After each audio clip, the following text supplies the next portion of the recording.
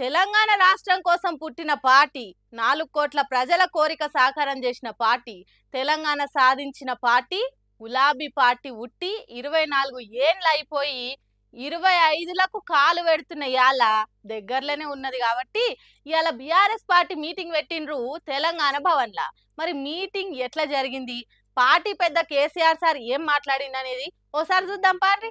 మిడతల మిడిసిపాటు ఎనుగుల దాకానే అన్నట్టు ఇప్పుడు మిడిసిపడ్డాళ్ళు ఎంత ఎగిరి పడినా మళ్ళా వచ్చేది మన సర్కారే. 100కు 100% మనమే అధికారంలోకి వస్తామని గులాబీ పార్టీ కార్యకర్తలకు గుండె ధైర్యం చెప్పిండు కేసీఆర్. పార్టీ పుట్టి 25 ఏళ్లు కావస్తున్నాయి కాబట్టి సిల్వర్ జూబ్లీ పండుగలు జరుపుకోవాలని, పార్టీ సభ్యత్వం పెంచుకోవాలని, ప్రతి జిల్లాల కమిటీలు వేసుకోవాలని, ప్రజా సంఘాలు పెట్టుకోవాలని, పార్టీ ప్లీనరీ సమావేశాలు పెట్టుకోవాలని ఇట్లా చాలా సేపే మాట్లాడినట కేసీఆర్ సారు. ఎవరని చెప్పినా ఎంత గింజుకున్నా ప్రజలు మన కోసం ఎదురు చూస్తున్నారు. వాళ్లకు అండగా ఉండాల్సింది మనమే. పార్టీ పుట్టిందే తెలంగాణ కోసం. అప్పుడు మగల పుట్టింది పుగల పోతుంది అన్నోళ్ళే ముక్కు మీద వేసుకొని చూసిండ్రు.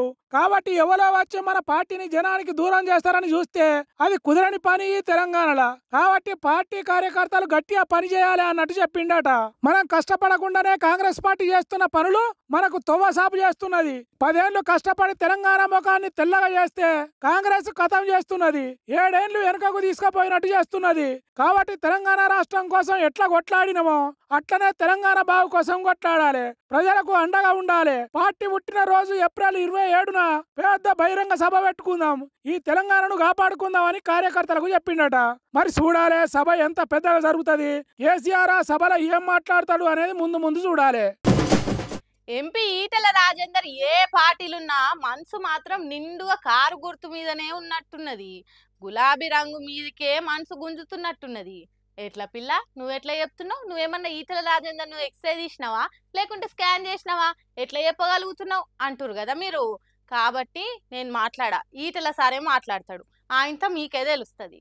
పిల్లి కళ్ళు మూసుకొని పాలు తాగినట్టుగా భావిస్తాను, తప్పించుకోవడానికి వీల్లేదు. ఆయన అప్పుడు అన్నట్టు చూసి రెడ్ బుక్ రాస్తున్నా అని చెప్పి మేము కూడా ఒక బుక్ రాస్తున్నాం ఇక్కడ.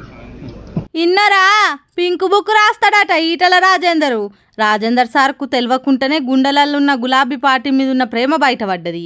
మరి ఏం చేస్తాడు పాపం, తెలంగాణ రాష్ట్రం కోసం కొట్లాడిన పార్టీలా ఏం తక్కువ 20 ఏండ్లు ఉన్నోడాయే.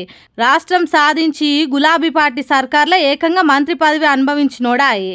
సొంత తమ్ముని తీరుగా కేసీఆర్ చూసుకున్నోడాయే. ఇవాళ పార్టీ మారి పక్కకు పోయినంత మాత్రాన కడుపులున్న ప్రేమ తగ్గుతుందా, ఆ కృతజ్ఞత లేకుండా పోతుందా? బయటికి ఎన్ని మాట్లాడినా అప్పుడప్పుడు మనసులున్న మాటలు మాత్రం మనిషికి తెలియకుండానే బయటపడతాయి. ఆగో అట్లనే పింక్ బుక్ అని ఈటెల రాజేందర్ నోటికి వచ్చింది. అంతేకాదు ఈటెల రాజేందర్ గులాబీ పార్టీ మారనైతే మారిండు కానీ ఇప్పటి వరకు ఒక్కసారి కూడా గులాబీ పార్టీ మీద విమర్శలు చేయలే. ఇష్టం ఉన్నట్టు ఈ రోజులలో రాజకీయ లీడర్లు మాట్లాడినట్టు మాట్లాడలే. అంటే రాజేందర్ సార్కు గులాబీ పార్టీ మీద ఎంత ప్రేమ ఉన్నదో చూడుండ్రిగా. పింక్ బుక్ అన్న తర్వాత నాలుక వెనుక గుంజుకొని కాషాయం బుక్ అని మళ్ళా చెప్పిండు.